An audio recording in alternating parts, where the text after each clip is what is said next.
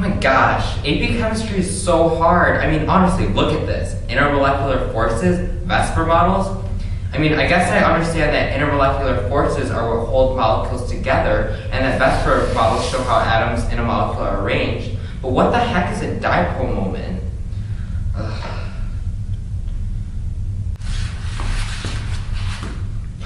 Did somebody say dipole? Who are you? Well, I am the chemistry genie, of course, queen of the dipole. Really? Can you help me with this impossible poggle? Yes, of course, that's why I'm here. Your moment has come, young pupil, the dipole moment, that is. Grab my hand. Wait, dipole moment? Too loud! The more electronegative an atom is, the more negative, the more pull it has on its electrons. Let's look at a molecule of water. One molecule of water has 2 hydrogen atoms and 1 oxygen atom. And a total of 8 valence electrons. These electrons account for the bonds and charges of the molecule. But first, let's look at how the atoms are arranged. From the Lewis structures and the quick review that the Chem whiz gave us, we know that the most electronegative, in this case oxygen, is in the middle. Then, the hydrogen atoms are distributed around it.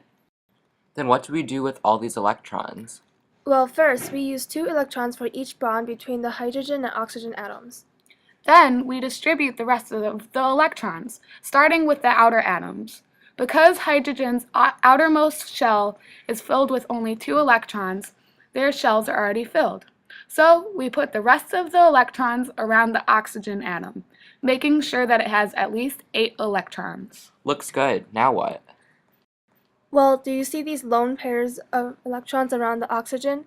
They repel the hydrogen atoms some, so they are arranged like this. Then, because oxygen is so electronegative, the electrons from the hydrogen-oxygen bonds are drawn closer to the oxygen atom, making a polar bond. Wow, look at all those electrons around the oxygen atom. I know, right? Well, electrons have a negative charge, so the negative charge is concentrated around the oxygen atom. And because the molecule isn't symmetrical, the polarity doesn't cancel out, so the negative charge of the whole molecule is in fact concentrated around the oxygen. We denote these concentration of charges with this funky arrow we call a dipole moment. So then, is the head of the arrow always pointing to the negative side? Yep, then we cross the other end. Like a plus for the positive side. Cool, but can something like CH4 have a dipole moment? Well, let's look at its structure. As you can see here, this molecule is symmetrical. All the atoms surrounding the carbon are hydrogen, so they all have the same electronegativity, or equal pull on the electrons. This means that the polarity of each bond is the same. So because it is symmetrical, the polarity of each bond cancels out. So we can say that CH4 does not have a dipole.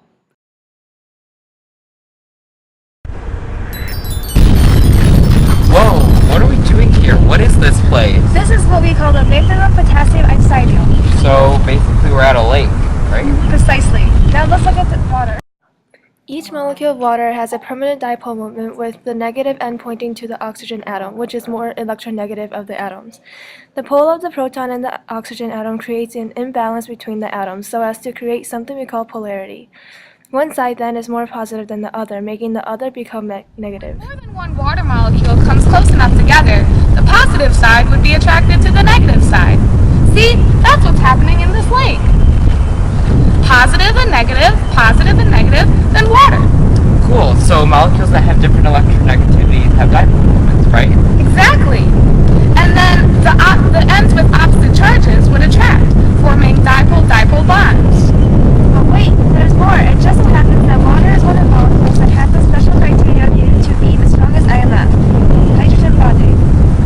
Cool, so what exactly is hydrogen bonding? Well, let's take a closer look.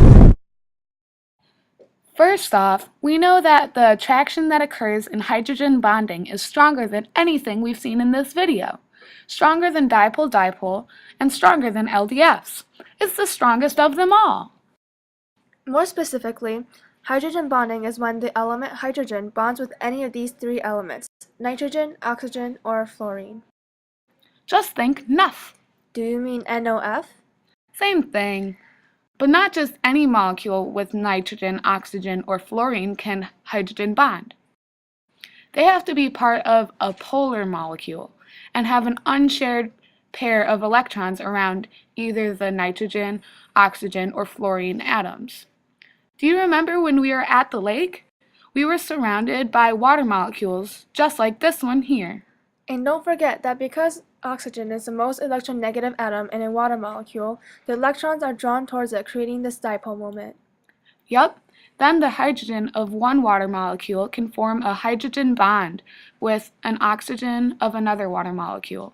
Because oxygen is so electronegative, the hydrogen electron is practically taken off, leaving the hydrogen atom to act as a proton. This means it can temporarily bond with the negatively charged oxygen of both molecules. That's right, and remember both molecules don't have to have a hydrogen atom in order to hydrogen bond. Only one needs a hydrogen and the other needs one of the NOF elements with a lone pair of electrons. Here are some examples.